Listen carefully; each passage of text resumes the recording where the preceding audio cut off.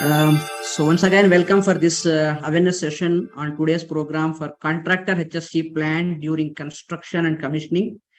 There are different type of plans we usually see during different stages of the project. But today's program, we will exclusively focus during construction phase and commissioning phase. We will see different agendas, different topics of today's agenda. The first, we will look into the different types of plans. In every project, we have different plans which will be prepared at different stages of the project. And what is the link of these plans? How these plans are linked together? Whether these plans are independent plans or whether these plans are a combined plans? Whether do we have any links in between these plans? In brief, we will see about these plans. Next, we will go to the definition of HSE plan. What is HSE plan means?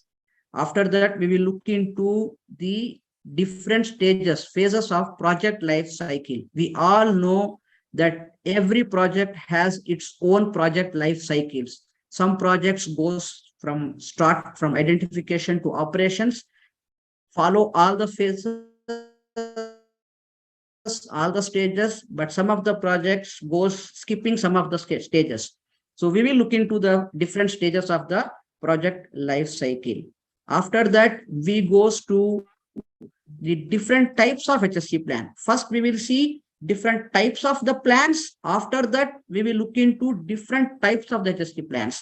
So there is a small difference in this. We will look into that.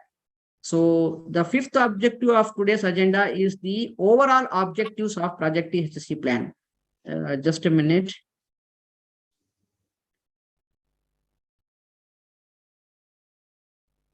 Can you hear me? Yes. Hello? Yes. Yeah, you are loud and clear. Okay, so it was showing that. Sorry. It was showing my internet connection is good. That's why I asked. Thank you, Ramana. The fifth objectives of Project HSE Plan. That means why HSE Plan is required. First, we will see what is HSE Plan. At fifth stage, we will see why we need an HSE Plan. So after that, we will go to the key content of today's program. That means Contractor HSE Plan during construction. What are the key contents? The structure has to be maintained inside the document. So that we will look into the sixth topic. At the end, we will also try to cover what those has to be incorporated into the Project HSE Plan. That means when you develop your project HSE plan in the initial stage of construction, you slowly move on to the project of pre-commissioning stage and commissioning stage. During that time, what are the key activities, key agendas has to be incorporated in the HSE plan. So that's the overall agenda. I am trying to minimize the slides as low as possible to cover the topic. So the slides will be less, but the topic discussion will be more. So I request everyone to focus on the my discussion rather than just looking into the slides, because the slides will have minimum information, but I will be speaking more on the topics. So that's the overall idea for today's plan. So let us start now. So what are the different types of plan we look in the project? Before I go into the key sections, we all know, we all hear these definitions in every project: ERP, waste management plan, emergency environmental management plan, fire protection plan, journey management plan. Just a minute. Okay, these are the different types of plans we hear in every project. So the first, we have to understand that all these plans are part of the Project HSE Plan. As our president initially stated, the Project HSE Plan is the first document we prepare in every project, whether it is an oil and gas project, whether it is a building project, whether it is a soil excavation project, whether it is going to be a substation project, whether it is going to be a upgradation project, whether it is going to be a small project where you are installing a single pump, or any project, any service, in fact, Not only the project, we have different types of service providers. See, one of our projects, the scope of the contractor is only to provide vehicles to the company. The scope is only providing vehicles. The scope is only providing internet service. The scope is only providing fiber optic cable. The scope is only providing printers to print the missions. So every contractor, when his project is allotted, he has a particular scope of work. Any project, any service, any facility, before they start the construction activities, the first document they have to prepare is the HSE plan, Project HSE Plan. That's the topic we are going to see now. So inside the HSE plan, what are the contents? We will look into the coming slides.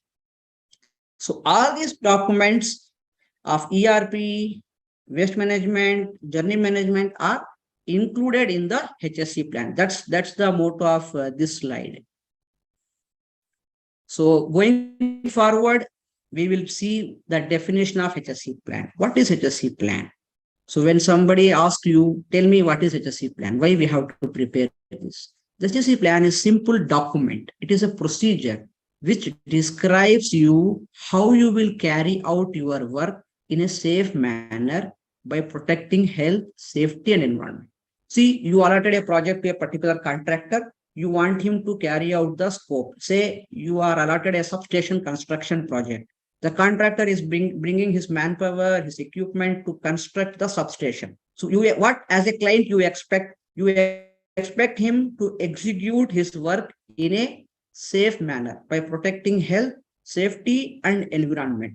Correct? So how you believe that he will do this? You will believe by looking of his plan. You ask him a document showing to you, saying how he is going to carry out his scope of work by protecting health, safety, and environment. So that's the key definition of HSE plan. So once you have your HSE plan definition, we look now the different stages of the project life cycle. So most of the projects, the stages are common. Every project starts with an identification stage where the company, the client will identify the project requirement. So what is required for the project is identified by the company in the identification stage. After that, the company will discuss the concepts, different types of concepts to execute this project. So whether we will go with the underground, whether we want to go with the above ground pipelines, whether we want to construct the GC in south area, north area, west area, whether we can club the GC, only upgrade the existing GC, different concepts. All the concepts has to be discussed. So once the concepts are discussed, they will identify the most feasible, they will select the most feasible idea. So which has the cost impact, which has the safety impact, everything will be discussed in the concept selection stage. Once the concept selection stage is finished, the project goes for the feed stage, that is definition stage. The definition stage includes the feed and the contract awarding. So as a client will do the initial design of the project. They look out how many tanks we require. They look out how many pipelines, how much is the diameter, how much is the length we need, how many walls we require. Overall, as a feed, they conduct the feed. They also conduct many HSE studies in the field. So which we have previously we have conducted an exclusive awareness session on project life cycle HSE studies. You can also look into that in ASSP Kuwait chapter website on different HSE studies required on different stages of the project. Here I am giving the brief introduction of life cycle. So once the feed is finished, the project is awarded to the contractor. The project goes for the contract action. The contractors will go for the bidding. The first contractor will be selected. The best contractor will be selected. Once the contract is awarded, the contractor enters the fourth stage, that is execution stage. Here, contractor will come with his own design team and construction and commissioning team. Initially, he comes up with the detailed design team. They again do the detailed design of the project. They conduct different types of HSE studies. Once the detailed design is approved, contractor start his construction activities.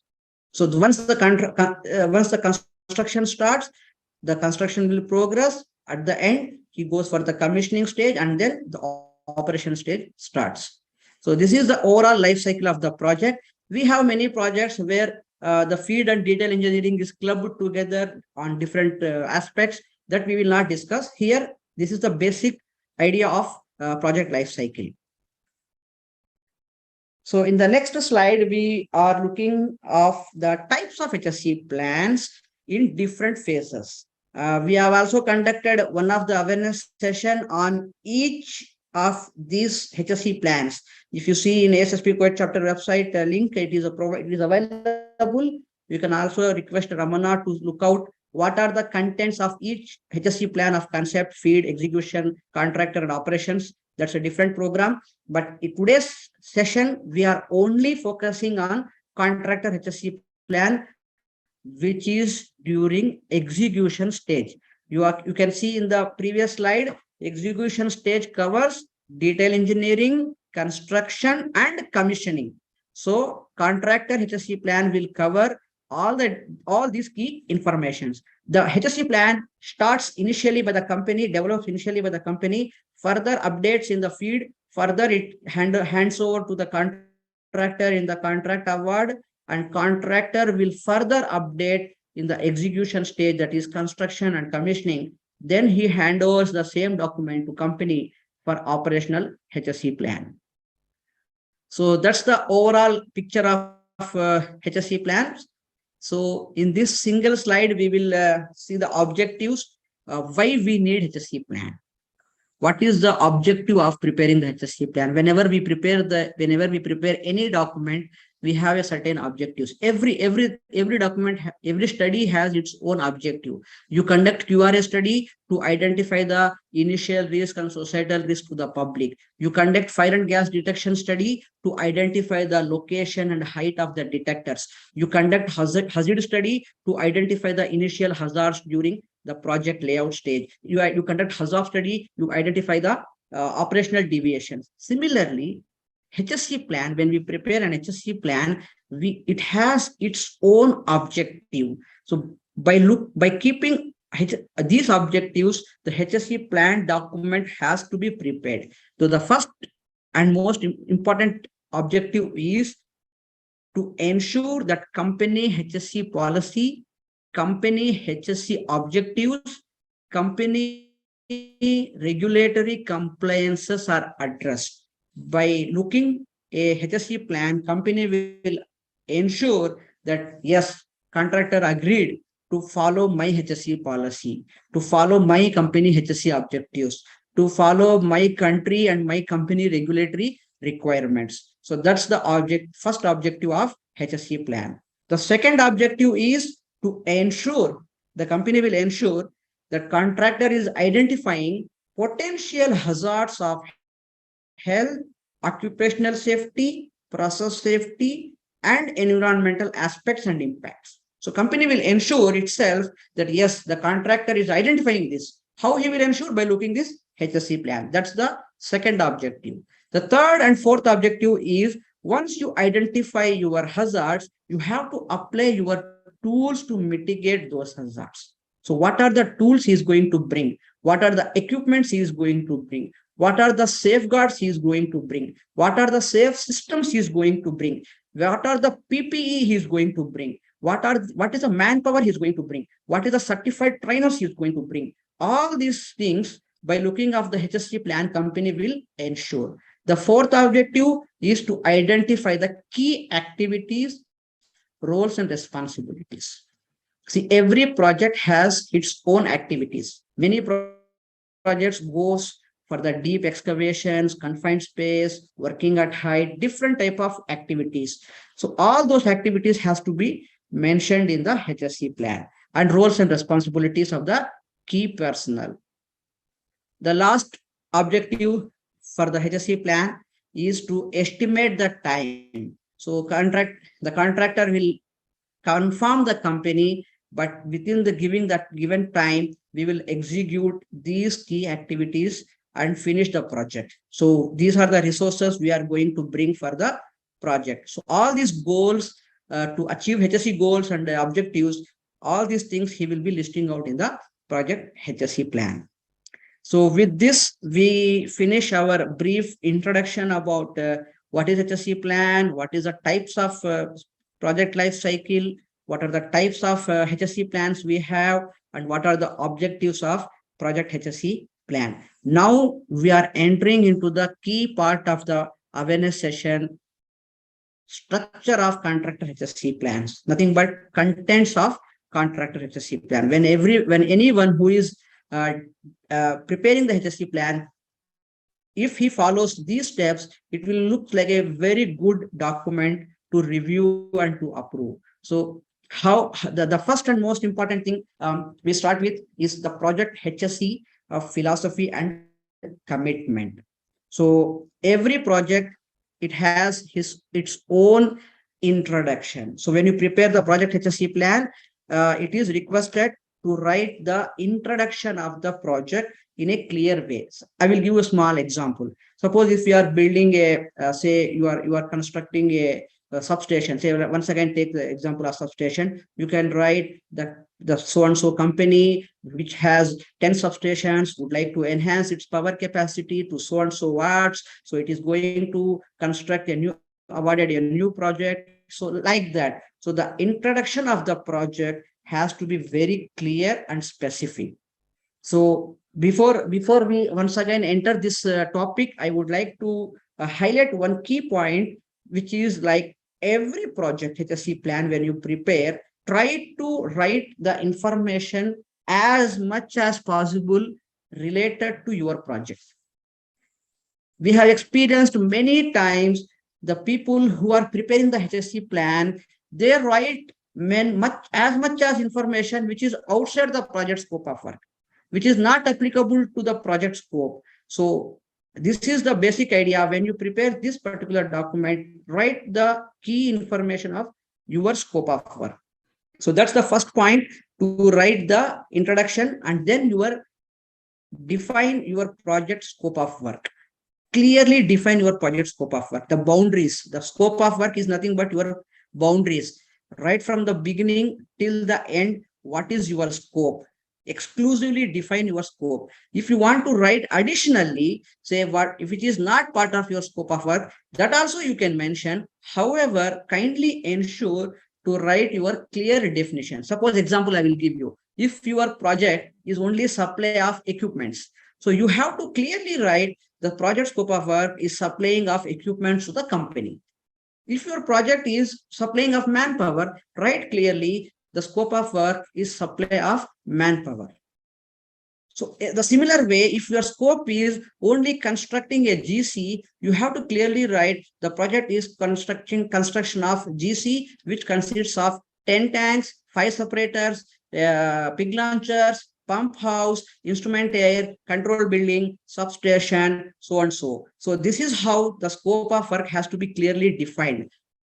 What we have seen, what we have observed is the contractor who has 2 different types of projects inside the company will add the other projects information in this particular project scope of work, which is completely not acceptable. So once the scope is defined in the first section, then you list the HSE objectives of this particular project. Don't write HSE objectives of the company, your company. We have observed that many people will write HSE objectives of the company. Instead of writing HSE objectives of the company, it is suggested to write HSE objectives of the project. So what is your goals? What is your objectives? Are you going to accept any incidents? You can mention HSE objectives of 0 incident, 0 leaks, whatever is the reason. So that's the key information needs to be mentioned. After the objectives, this is the one of the key information of the company policies, company's vision, company's mission. Every company has its own vision and mission that can be added in this particular section, along with company HSE policy, company no smoking policy, company driving policy. Further to this, if every contractor has his own HSE policy, definitely. So that also has to be mentioned and attached here. when you attach your company HSE policy or contractor HSE policy, it has to be identified that the recently updated live HSE policy has to be attached. And also, every HSE policy document has to be authorized, signed by the top management of the company. So these two things has to be ensured in this section. So once your HSE policies are done, the next one comes out, the procedures, HSE procedures. Every project is going to follow certain HSE procedures, company standards, company regulations, company guidelines, best industry practices, and international standards. Ensure writing only applicable procedures, applicable standards in this section. I will give you one small example. One of the electrical substation project, they mentioned that they will do they have mentioned that they will follow HAZAP procedure, they will follow QRA procedure, they will follow SIL procedure. How it is applicable? So you know your project scope of work. When you write your HSE procedures, you have to write only your applicable HSE procedures rather than all HSE procedures. No, don't write all HSE procedures here. We know all HSE procedures. Only write applicable HSE procedures to the project scope of work. So this is the first section of the HSE plan. Then it starts with HSE organization and leadership. So under the HSE organization, kindly mention organization chart in a brief way. We suggest, like you can make your own organization chart. It is not stopping. But the key thing is when you mention organization chart, the organization chart should show the top management of the company and key people in one of the organization chart. In the second page or in the same organization chart, the project-related organization, project-related leadership people has to be mentioned. Like every project will have their own project manager, then construction manager, commissioning manager, your key people of trainers, your HSE manager. So those organization chart has to be mentioned. In the third one, and the key thing is your HSE organization chart. You will be having your own department of HSE, where you will have your HSE manager, you will have your specialist, you will be having safety engineers, officers, environmental engineers, trainers, industrial hygiene people, you have your medical team, you have your first aiders, you have your safety officers, you have different type of HSE team, your HSE document controller, everybody will be there in the HSE team. Those people's designations and roles has to be mentioned in the HSE organization chart. When you say organization chart, it is not about your corporate company or who is outside the project scope. Yeah, you can mention them. Further to that, which has to be ensured is project-related people. So once you mention the organization chart, you write their key people's all HSE people's qualification and experience, which will add value, which will show that the contractor has his own qualified and experienced people in the project. So once again, the third most important thing is roles and responsibilities of all HSE personnel. Please focus on all HSE personnel. In the organization chart, as I mentioned, you have prepared your organization chart for HSE, manager, specialist, everyone. What we have observed, when it comes to the responsibilities, writing the responsibilities, many people skip some of the people who is already mentioned in the organization chart.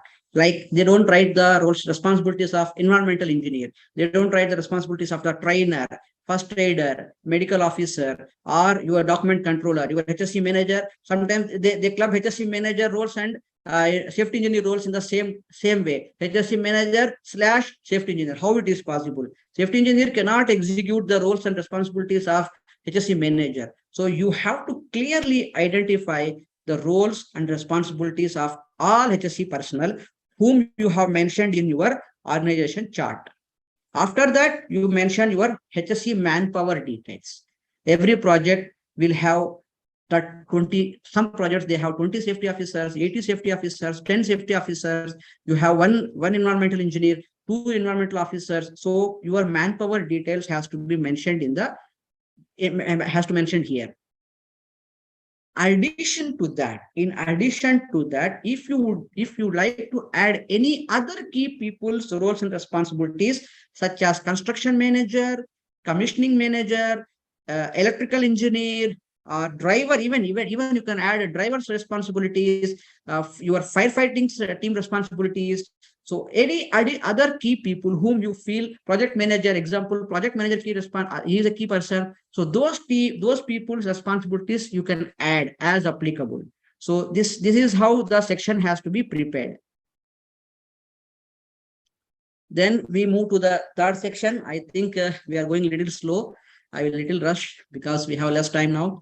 The third and most important thing is HSE risk management. The HSE risk management is the key section where you have to mention about your HSE studies. The time contractor starts construction, before he hit the ground, the ground opening ceremony, he might have conducted many HSE studies such as hazard, HAZOB, QRA, SIL, phasers. You might have done fire and gas detection, FARA study, ERA study, blast resistance, many studies, HSE studies.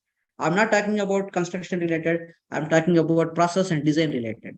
So all those HSE study information has to be mentioned in this section. Applicable only. Don't write which is not applicable. Don't write HAZOB. Don't write QRA simply, which is not applicable. If it is not applicable to your project, whatever is applicable, you mention it. You no need to attach report here, but give a reference to the study report which he has conducted. This is a reference document. This is the revision number. So this is the key information has to be mentioned here. As I mentioned, phaser 4 you might have not done when you hit your ground. You might have only finished phaser 3 because detailed design ends with phaser 3. Phaser 4 is construction, which contractor is planning to do it in the future. But however, you write it here in the HSE, initial HSE plan that in future, the contractor will conduct phaser 4 and phaser 5, whatever the other studies applicable. So you can also add them, the future studies. After that, the issue goes with the risk assessment and management. So every project will identify the hazards. We all know every day we prepare our JSAs, we identify the hazards, we identify the consequences, we identify the risk ranking, correct?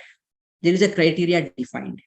So what is low, what is medium, what is high is already defined. So that defined criteria has to be captured here. Your risk matrix. Some companies follow 4x4 risk matrix. Some companies, they follow 5x5 risk matrix. Some companies, they follow 6x6 risk matrix. Some companies clip all your process related assets, integrity or reputation, your, what I can say, your asset damages, your environmental incidents clubbed together in a single risk matrix. Some projects, they want to use this risk matrix. You please mention it here. Some projects will have, some companies has two different types of risk matrix, one for process related, one for construction related. Please mention both here. So it has to be ensured that companies' risk criteria for consequence, likelihood, and risk matrix and risk criteria is mentioned here. And then the HSE risk registers. HSE risk register is further a key, is one of the key document. Every project has its own risk registers called HSE, safety, health and environmental aspect and impact risk register. Some people in Kuwait, we have seen they prepare compliance risk registers also. So all those risk register information has to be mentioned here. You can attach them in the appendix. However, mention one section for each document, what is the revision number, how you have prepared it in a brief way by covering what activities. So I know many of you guys are more interested in the format of risk registers, but I once again suggest when you prepare, when anybody is preparing the risk register, please focus on how you are preparing the risk registers. Many people are confused between the activities, between the hazards, between the consequence, between safeguards and recommendations. So focus on how you are preparing your risk registers when you are preparing them. So the last part of this section is, this third section is hazardous area. classification, and MOC. If your project is working, if your project is under the hazardous area where you have zone 0, zone 1, zone 2, where the flammable atmosphere is continuously available or normally available or unavailable. So those information has to be mentioned here. If it is outside the flammable atmosphere, mention it. This project does not pose any flammable atmosphere and all the activities are occurred in a unclassified area. So you have to clearly mention it here, what is applicable for your project scope. And at the end, every project has his own MOC, management of change, how you are going to deal with MOC. That section you can add at the end. The fourth section of the HSE plan is that about the training and awareness. Every project has his own training department, training team, where you have a trainer, certified HSE trainer, who is going to give the trainings. So his role is to discuss with the key people like manager, engineers, and officers and decide the training program. Prepare a training matrix with all the roles, with all your project activities. Don't miss anyone. Don't even miss your T-boy, your office works, your document controllers, your drivers, your welders. Everyone who is working in the project has to have their own training program. Whether they want to attend the training, whether they want to attend the awareness, you initially decide it. And also develop awareness program and induction program.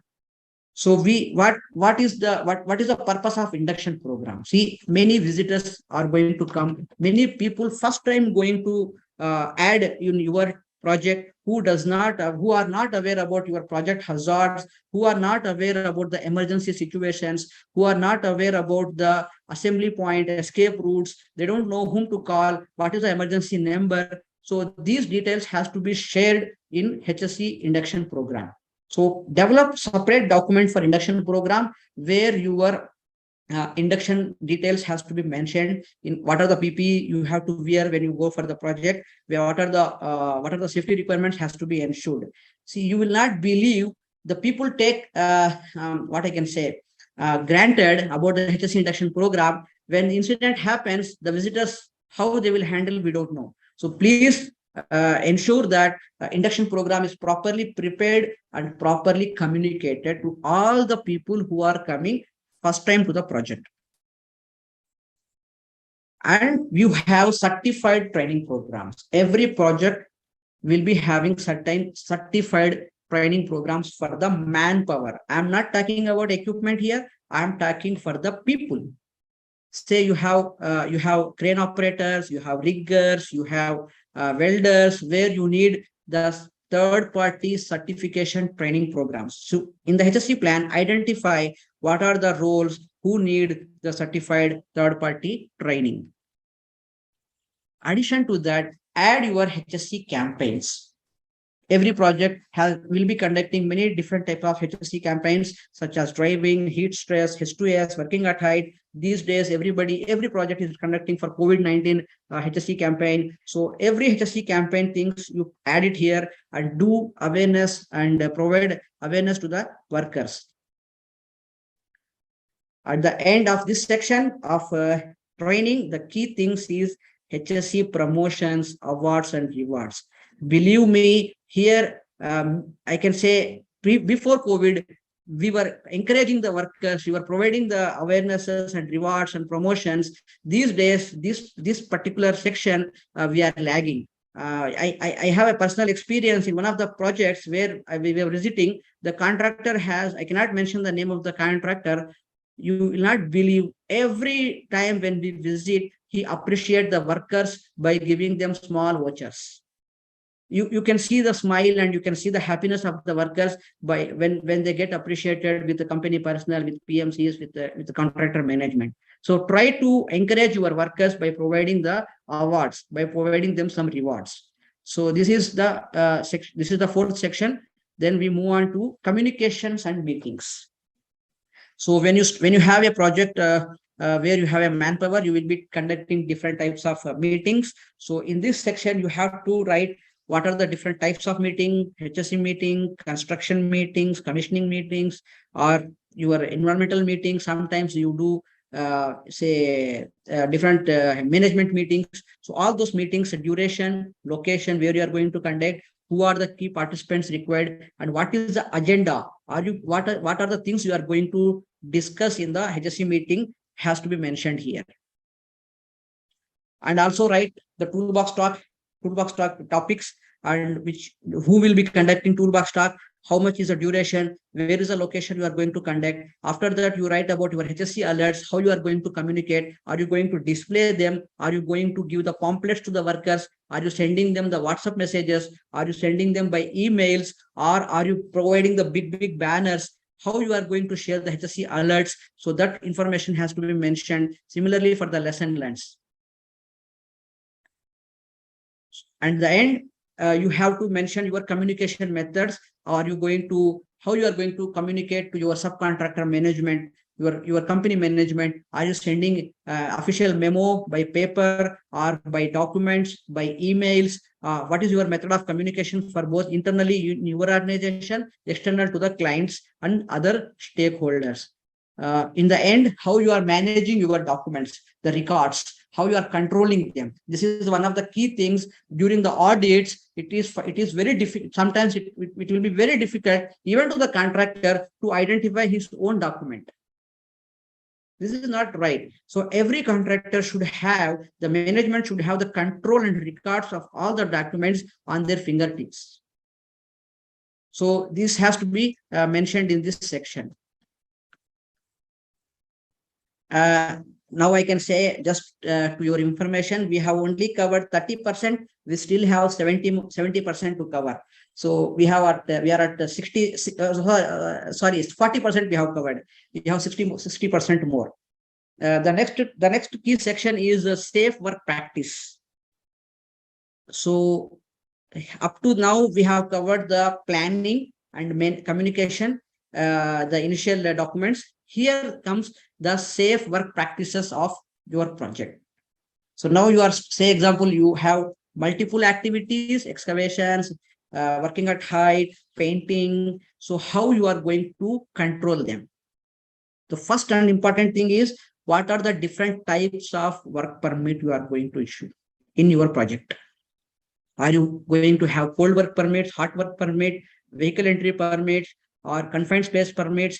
What radiography permits? What are the different types of permits? Write it here with the sample of permit document. What is your JSA and isolation procedures? Whether your JSA is similar to critical and non-critical activities, whether it is different. If you have different JSAs, write about both of the different JSAs. And then you start your hazards of your activities during excavation. Say, I'm just giving some examples here. Say you have excavations, you have confined space, you have different types of scaffolding works, welding, rigging, sandblasting, you have painting activities, you have electrical works, you have wood works, you have material handling, you have gas cylinders handling, pressure gas cylinders, storage and electrical works. All those activity hazards you have to identify. So when you prepare this section, write excavation hazards, and write the precautions required, both hazards and precautions of excavation. Then you go to confined space. Example, if you have confined space, write it. Otherwise, no need to write confined space. Go to next work activity, what you have in your project. You have electrical works, write electrical works. After that, you write hazards. Then you write precautionary measures, how you are going to handle these hazards. So all those hazards and precautions of each and every activity has to be mentioned in this section. Here, many people forget about their own hazards. They don't mention all the hazards and all the activities. All the hazards, all the activities of the project scope has to be mentioned here. I'm just giving some example. You can add whatever activities you have. Say you can have welding, other works, you can add it here. So the next key section, we are moving from safety work hazards to the health management, occupational health management. every employee, when you are bringing to the project, you have to conduct pre-employment medical examination, ensure that he is fit for the job, and also conduct periodical medical examinations. This is recommended practice. Every company has a duration limit. Some companies request you to do every year. Some companies request you to do every 2 years. Okay, so please ensure that as per the company protocols, as per the criticality of the jobs, you conduct your PMEs. Here also, there is a huge lag. Companies and management, especially the HSE managers and key people who are responsible to this, are deviating in this. Ensure every worker, including your office boy, including your document controller, drivers, to the top management, everybody attending PMEs.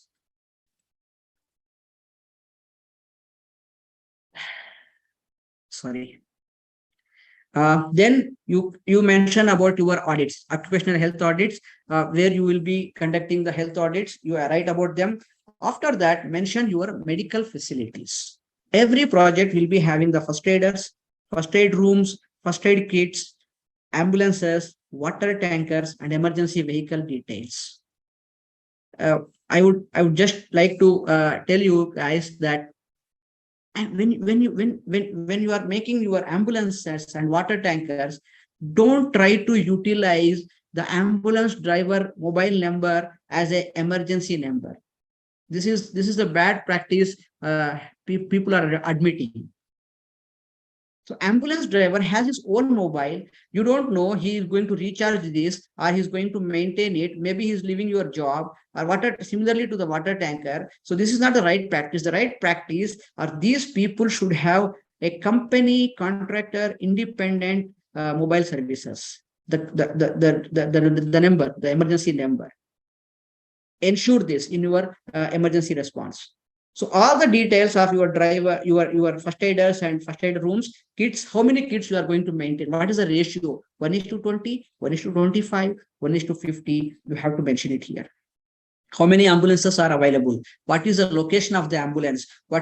How many people are there in the ambulance? So those details has to be mentioned in this section. Similarly, your first aid kit, it has its own contents. What are the contents you are going to maintain? What is the quantity you are going to maintain? All those things has to be mentioned here.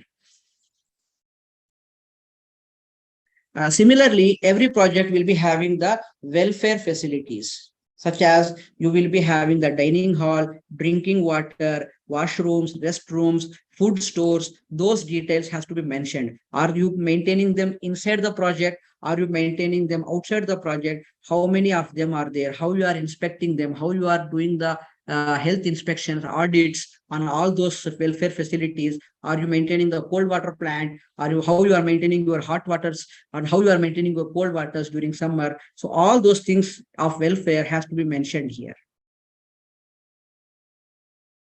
Then comes the environmental management.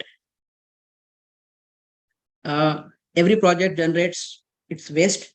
So what is the type of waste? How you are going to collect? How you are going to segregate, how you are going to transport, how you are going to dispose.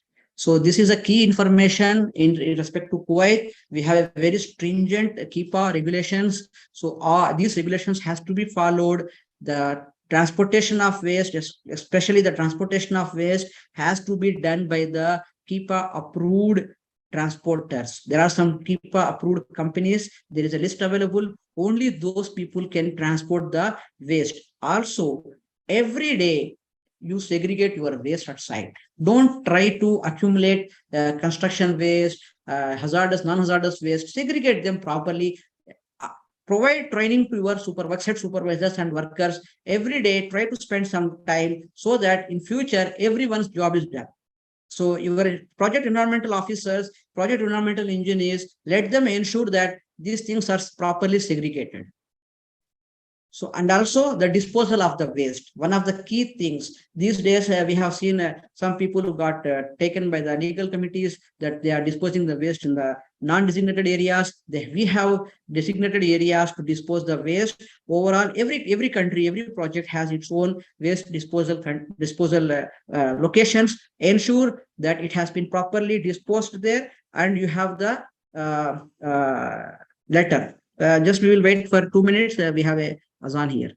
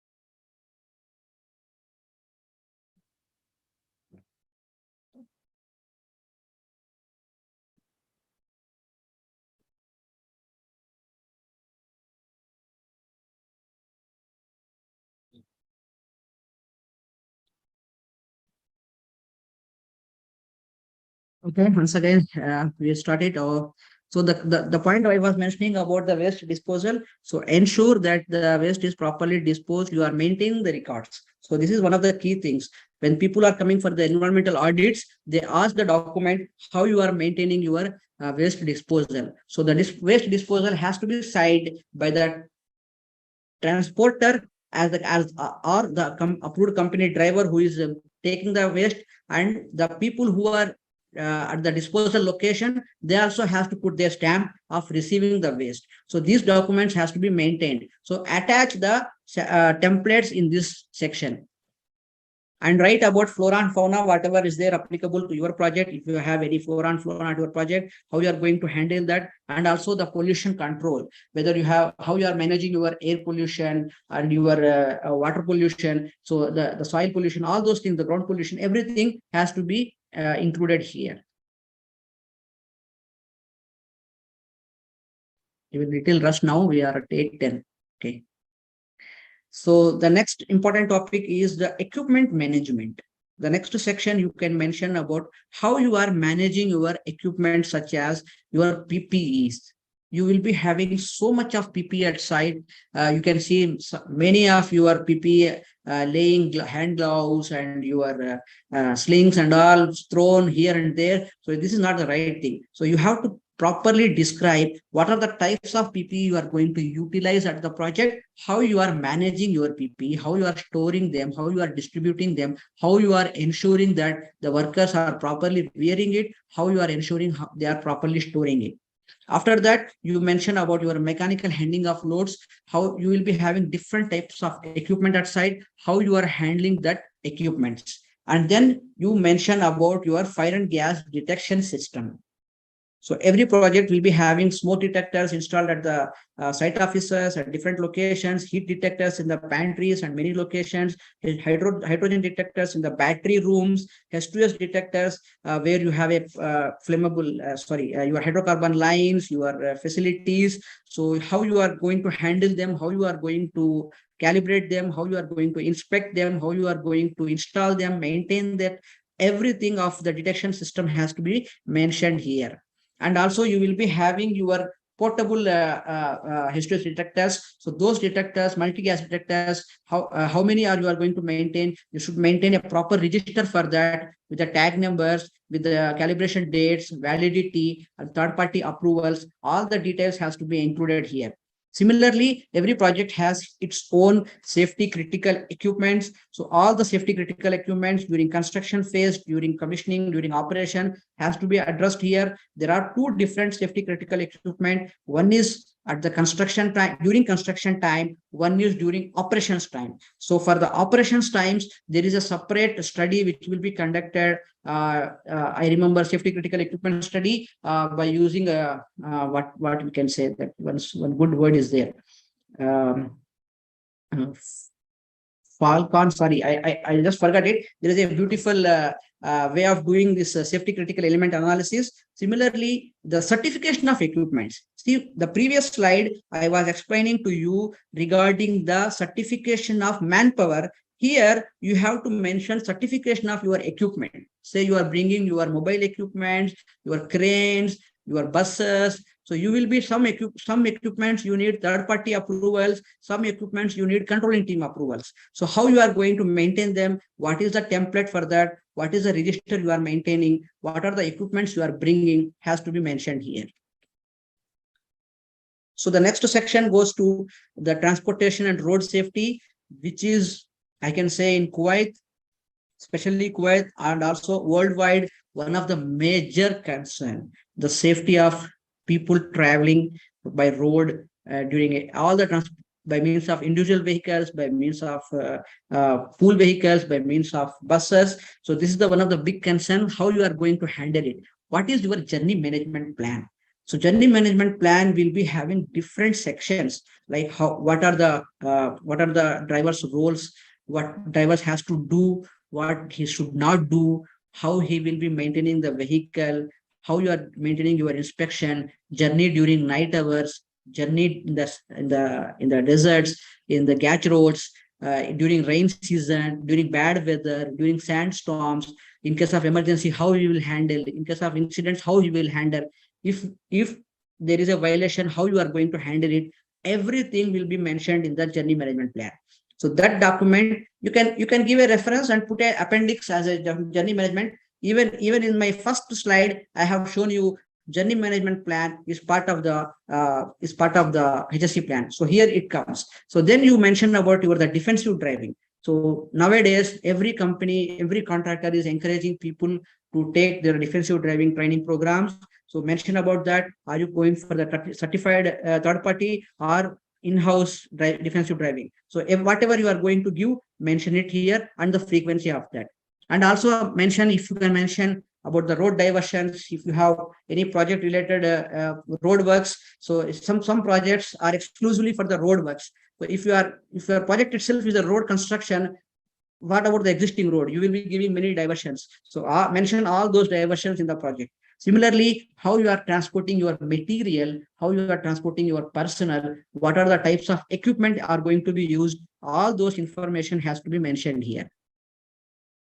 And further, you add about vehicle monitoring system, how you are monitoring the speed of the vehicle, how you are monitoring the pressure, temperature, pressure of the tires, and all those things. Whatever information of vehicle monitoring, you can add it here. What is your vehicle servicing and maintenance plan? What frequency, what kilometers, what is the range are you going to mention? All those things has to be addressed here. At the end, the speed violation. In case of a violation, what is your action? Are you going to terminate the people? Are you going to issue the warning letters? Are you going to issue the deduction in the salary? What is your specific speed violation theory or speed violation plan has to be mentioned here. So after that, your emergency management. So this emergency management plan, you can make a separate document and add it here, or you can add in this section. What is the key points to be covered? The key point is your emergency response planning. Who are the people? What is their roles and responsibilities? What are the types of emergencies you are expecting at your project? In case of emergency, do you have your own emergency dealing equipments, whether you have water tankers, whether you have firefighters, fire hydrants, firefighting system, whether you have your sprinkler system, whether you have deluge systems. So whatever is your emergency response plan, whatever the things available, you have to mention it here. After that, you write the roles and responsibilities of key people during emergency. Every emergency has its own emergency response commander. So you have different roles to them. He will be calling a unified number. The unified number has to be mentioned here. Unified number of the key people has to be mentioned here. Those, even the key people are changing, the mobile number should not change. Try to maintain this. Try to ensure this. So this is one of the key lagging we are observing. You hire a project manager. You write his mobile number in the HSE plan and he leaves the project. The new project manager comes, he leaves the project. The third manager is working now. And in case of emergency, people are seeing this number and calling, and you don't know where is this number available. So maintain for all the key personnel at emergency level who has the key responsibilities, they have to maintain the unified contact numbers. Unified numbers. I have seen one of the project, they right from the beginning, they maintained one unified number. Rather than company unified number, they maintained a contractor unified number, so that any emergency, everybody knows which number has to be called. So this is one of the key things we have to ensure. And responsibilities also. Who will be reporting the incident? What is the sequence of reporting? What is the sequence of informing the people? Who will call the company? Who will call the emergency number? Who will update the HSE team? So these responsibilities also be clearly mentioned. And also, in case of emergency, after the emergency is done, how you are going to reassemble the people, your assembly points, your escape routes, all this information regarding emergency has to be mentioned here. At the end, the emergency drills and trainings, how many drills you have planned, how many trainings you have planned, those types of drills has to be mentioned. And the next section is incident management. Every project will be having its own incident management. In case of incident, as I said, how you are going to report an incident. Are you going to call and just leave it, or are you going to prepare a document? Are you going to issue a letters? How you are going to investigate the incident? How you are going to prepare the investigation report? What is the duration? What is the time limit? What is the methodology? Are you going to conduct interviews? Everything, and investigation deadlines, responsibilities, whether you need team leaders or managers, senior engineers, electrical engineers, commissioning managers, or contractor top management. Different levels of incidents will be having different types of investigation methods. All those things has to be mentioned here. And how you are closing your incidents, how you are closing your lesson learns also should be mentioned here. And the next part, I think we are almost at the end of the contents. The last part is performance monitoring. So once you execute your work, once you handle your waste, once you handle your manpower and equipment, incidents, emergencies, how you are monitoring your performance. What is the frequency of inspections? Daily inspections, weekly inspections, monthly inspections. What is the plan? What is the plan for every section? Top management, engineers, managers, safety officers, everybody's inspection schedule has to be mentioned. And audits, types of audits, frequency of audits, methodology of audits, everything related to audit has to be mentioned here. And then management reviews. What is the frequency of management review? Who are the key people? What is the agenda? Where is the location? So all these things has to be mentioned here. At the end, your lagging and leading indicators. The next slide, I will be showing what are the lagging and leading indicators. So at the end of your contents of HSE plan, you can add as much as possible appendices. Example, your managing of subcontractors, your different checklist, your formats of JSA, formats of lifting plan, your formats of the third-party certifications, defensive drivings, your shear registers. Every project will be having a shear register where all the recommendations, you will be given the responsibility and closing time, and you will be tracking the status, whether it is open or closed. If you have any issues, you write the remarks in the shear register to follow the recommendation closeout. that document you can attach in the HSE plan. And also you have to attach your project location map. Some projects will be working outside the company premises. Some projects may be inside the company premises. Some projects are interlinked between two countries. So your project locations and route maps, how to approach in case of emergency, you are calling the countries or some other companies, emergency responders, how they will reach. All this information has to be available here. And also you can add any records, like you have waste management records, you have health records, you have your equipment records, all those things you can add as an appendix. Further to this, at the end of the contents, I would like to say you can add as much as possible related to project as an appendix. So these things you are already aware. Most of you are already aware about the leading and lagging indicators. Leading indicators, nothing but number of inspections, number of audits, SOCs, near misses, trainings, and SVVs. So whatever the things which can add to the project comes as leading indicators. Whatever the project which distracts, which give the bad image, comes as a lagging indicator, where it is number of fires, number of explosions, LTIFR, motor vehicle FR, and then volume spilled, environmental incidents, waste, atmospheric emissions. So these are the examples of leading and lagging indicators. Sorry. With this, I have finished the construction part. I'm really sorry. We are little delay now. We are almost nearing 8:30. I hope within 10 to 15 minutes, I will try to finish. The next part is pre-commissioning and commissioning activities. I have only 1 or 2 slides in this. So as you know, the project, when it moves from construction to commissioning, it undergoes through pre-commissioning and commissioning activities. You will be having different types of pre-commissioning and commissioning activities. Parallel to construction, your construction team is there, same project, same location, next to you, your pre-commissioning team are doing different types of pre-commissioning activities, such as blowing and hydro testing, and all those pre-commissioning are sandblasting, and all those pre-commissioning activities, whatever is required for the project, based on that, they will be doing near to you. And you have entered a different hazardous zone. Now, how you will update your HSE plan? What are the key contents you need to update in your HSE plan? As I said in the beginning, your HSE plan is a live document.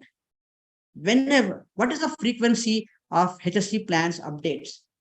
So I suggest every company has its own frequency. Usually it is 1 year. Every year you have to update your HSE plan. Addition to that, whenever you have a change in your project scope. Say example, initially your project is only electrical substation. After that, company awarded you to add power lines also in the project. Suppose initially your project is only GC, gathering center. After that, company added in between the project, added pipelines also in your project. So any change in the scope or deletion in the scope, even deletion in the scope, you have to update your HSE plan first. The second is, whenever you have a management change, your top management, say the people who has signed your HSE policies, who has approved your HSE documents, the controlling team leaders, there is a change in the management, change in the key people of the contractor, you have to update your HSE plan. And similarly, when you are entering one stage to other stage, like construction to pre-commissioning and commissioning, the HSE plan has to be updated. Apart from this, annually, the HSE plan has to be updated. It varies on different companies, different projects. So we have to follow that. So when coming back to our pre-commissioning and commissioning activities, the first and most important thing has to be added is permit to work. Now, when you enter into the commissioning phase, the permit issuers, permit applicants will change. Initially, the applicants may be contractor and the issuers may be the controlling teams. Now the applicants will controlling team, the issuers may be the asset teams, the other owners. If there is a change in the permit to work system, that has to be addressed. After that, the list of activities of pre-commissioning and commissioning has to be addressed. Before we address the construction ones, weldings, excavation, confined space, in that section, you have to add pre-commissioning activities, and then you have to identify your hazards and risk assessments. your risk assessments will change, your hazards, identified hazards will change. All those informations has to be updated in the respective sections, because your work activities in the one section, your hazards identification and the risk assessment in the other section. If it is there, you have to add that. Similarly, now you have additional roles and responsibilities. Your commissioning manager comes in now. In the contractor HSE plan, you will not be having your detailed commissioning manager. Now you have a different, additionally, commissioning manager. You have your pipeline inspector. Example I am giving, whatever the additional people who are joining the team, those teams' roles, those people's responsibilities has to be added here. Because your response, when it comes to responsibilities, it is not in section 4, I believe, where 4 or 5, where you are adding the responsibilities. Additionally, your emergency response during commissioning, your incident response, incident management during commissioning, your waste management during commissioning also will change. There also, the responsibilities has to be clearly mentioned. That emergency response during any commissioning work, during any hydro testing, construction manager will not take action, maybe commissioning manager. So his responsibility has to be added here. Similarly, what are the safety systems you will be required during commissioning stage? Like during leak testing, what are the additional safety systems you are bringing to the project? You will be bringing many what I can say, isolation materials, isolation equipments. You will be bringing many gas testing equipments. So all those things has to be identified here. And for commissioning, if you are bringing any additional PPE, and similarly, your training matrix has to be updated for the new commissioning crew, the other people who are during construction, they also now has to undergo the commissioning training. It is not only commissioning people, even your construction people has to go now the related commissioning jobs near to them where they are working. And then you have to update your risk register. This is one of the key things which is lagging. Risk register also has the activities of different works. So these activities has to be further updated and revised, responsibilities and action duration. Similarly, your firefighting measures, as I said, your emergency responses, your commissioning audits, inspection schedule for the commissioning activities, your mechanical completion walkdowns, how you are going to conduct your mechanical completion walkdown for safety equipments. You will be installing permanent fire extinguishers, permanent gas detectors, permanent assembly points, permanent signboards, permanent H2 detectors. So the mechanical completion has to be done by the team with the commissioning, construction, company, and all those people has to go and inspect whether these installations of safety equipment is properly done or not. That has to be mentioned in the commissioning HSE plan. It is the same HSE plan which you are updating with this information. And also you have to mention the conditions for suspending the work. So in case of, say, you are doing hydro test and you have a leak, are you going to shut the whole plant, or are you going to shut only this particular section, the nearby people? How you are going to deal with this type of situations, you have to mention it here. And additionally, the safety studies like PS, which usually conducts during commissioning stage, is PSSR and Phaser 5. Pre-startup safety review and Project HSE review, which we will be conducting just before the startup. So those informations, what is the plan, what is the form you are going to use? Usually for PSSR, 2 types of forms are there. One is short form, one is long form. If you are handling only equipment for PSSR, you can use the short form. If you are handling a GC or a big pipeline, big substation for any project, if you are using a long form, so that information, that templates has to be attached. Similarly, Phaser 5, what is the Phaser 5 roles and responsibilities? What is the checklist you are going to use? What are the documents you are going to utilize? That information has to be updated. At the end, your initial normal startup and shutdown procedures. What is, as I said, in case of emergencies, whether you are following a level 1, level 2, level 3 shutdown, what is your levels and what is your initial startup procedure? Are you maintaining any documents, SOPs? All those information has to be addressed here. So I think we are almost in the last slide. So this is one of the usual HSE studies activity plan for every stage where you mention your HSE studies with responsibilities and duration of when you are going to start, when you are going to finish. So that this table will be attached at the end of the HSE plan. I think with that, we finishes our presentation. Now the floor is open for any queries and questions. I think Ramana, can you please take up now? We will have questions now. Thank you. Thank you very much. Thank you, Mr. Arshad Ayub Sheikh, for the brief step-by-step explanation. It is really informative and fruitful session. Hope our participant acquired knowledge from this session. Now the floor is open for question and answer. We'll take 4 to 5 questions. If at all you have any questions, you can post in the chat box. We'll also take up them also. Anyone is having question, he can raise his hand so that we can unmute him one by one. Yes, Arshad bhai, you are telling something. No, I was feeling that chat box was disabled. Now I think it is enabled. Yeah. Yes, it's enabled now. Good evening, Arshad. My name is Rao. Just I have one quick question. What is the difference between critical? Hello. Yeah. Go ahead, please. Yeah. What is the difference between safety critical equipment and safety critical element? You mentioned it, but not like I was confused with that. What is we write a SCE, but what is equipment and what is element in your this one? That is first question. Second question quickly. This HSE plan is a first document when we start the project, like suppose in the execution stage.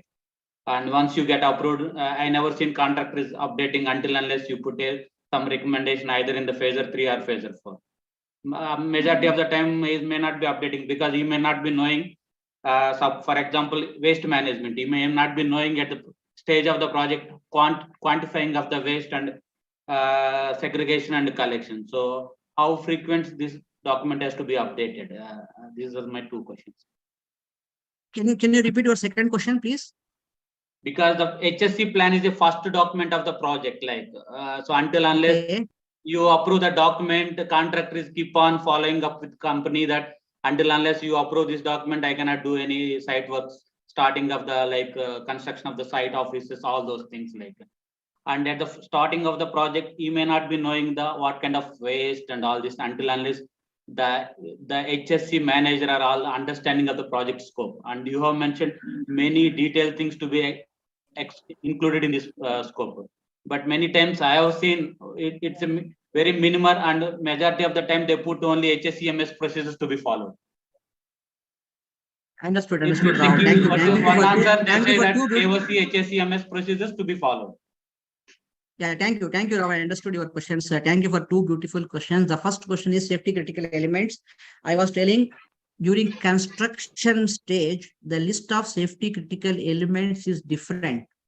And during design stage, the safety critical elements, if you are working for the oil and gas project, that is different, where you do using the Farsi model, which I was not remembering. Now I remembered, which is a Farsi model where you will use your sustainability, your reliability, and all those things, maintainability and all. Okay. So what happens is during the design stage, based on your safety critical elements, like you identify your safety critical elements like your detectors, your instrumentation, and all those things, you apply their applicability, availability, and maintainability, integrity, those things in the safety critical element study, which is a different document. However, during construction of the project, you have different types of safety critical equipments at site, such as cranes, such as your mobile plants, different type of welding machines, and all those critical elements. So those safety critical elements has to be mentioned in the Contractor HSE Plan. In the same section, 2 types. One is during construction, one is during design. So design you have already done. There is a separate document. You give a reference for that. For the construction ones, you list it. That's the key thing. That's the safety critical element or equipment, whatever you can say it. When it comes to the second question, yes, in the beginning of the project, nobody is aware of the exact waste management plan, exact details of the project. However, he has a planned thing. He can mention in the beginning, in the further document, when the project is progressing, we will be developing a waste management plan and submitting to the company for the approval based on the real pictures. So that's the key sentence he has to mention it in the HSE plan with the reference to waste management plan, which is a separate document. Later on, he can update it with the exact numbers and submit to the company based on the further information.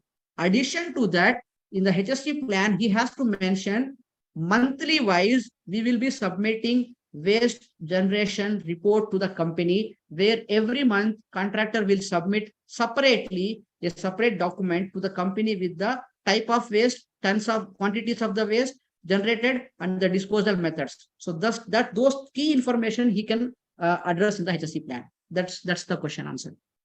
Can we have some other ones, please, if you have anything? I think Rao, you are clear with this.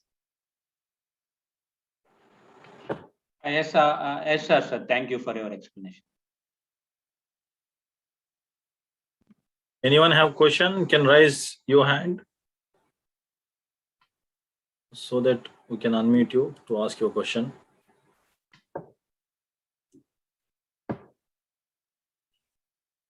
Brothers, whoever are requesting to add your numbers in the WhatsApp group, please do follow us on all the social medias.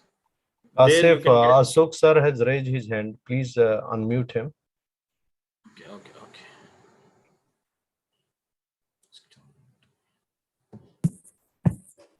Yes, sir. Ashok sir. Thank you. Thank you, Kashif. Very well done. Thank you, Arshad Bhai, for elaborating on the contractors HSE plans requirements. I was wondering, maybe I missed it. Welfare measures, did you cover anywhere? I think because, nowadays KPC is focusing more on the welfare management of the employees by the contractors. So that is also one of the key requirements. I just wanted to highlight on that. Yes, sir. We have covered it. Yeah. Okay. That's good. Thank you. Thank you, sir.